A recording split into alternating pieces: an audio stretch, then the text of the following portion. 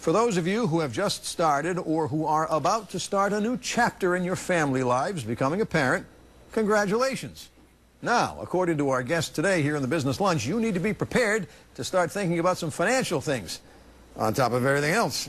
Betsy Purinton with Strategic Point Investments in Providence is with us this noon hour. And yeah, the finances are so important. Yes, there are a couple of areas that a lot of people put off and ignore when they're so busy taking care of their newborn at birth.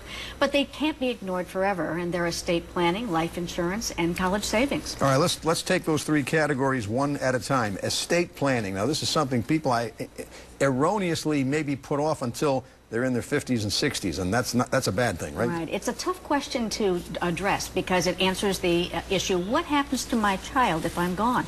And one of the key issues is guardianship, which is a very sensitive topic. Who's going to raise my child in the manner that I would like that to be? And that's the first on our list because yes. the estate planning does involve guardianship and basic documents, and there it is now on the screen. Okay, the basic documents are the wills, which tell what things are going to happen to your things when you pass, and they also name the guardian and their health care proxies and powers of attorneys that appoint people to make decisions even during your life if something bad happens to you and you can't make those decisions. Some of those documents are actually online, which you can access if you choose not to go the more traditional and/or financial planner. Right. Now, the next thing, life insurance. Okay, now you've asked somebody to take care of your child that certainly deserve a little bit of money to help them out in doing that, but you don't want to spend a lot of money on this and you want to get the biggest bang for your buck.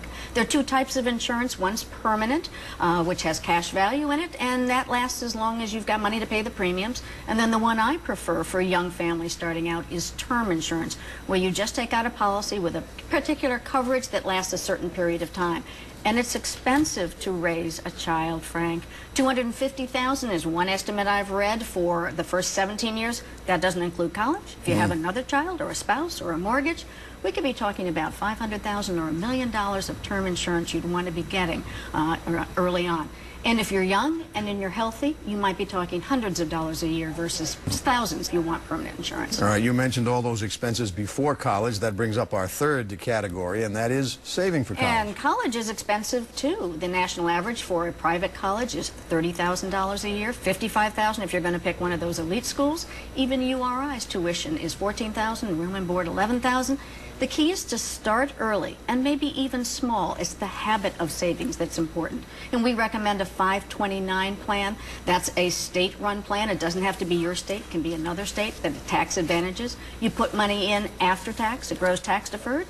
And if you spend it on college, it comes out tax-free. The key is find an inexpensive plan. You don't need an advisor to help you pick one. There's a lot you can do online, and you want a 529 plan with low investment costs. And we thank you for all that advice. Betsy Purinton from Strategic Point Investments in our Business Lunch.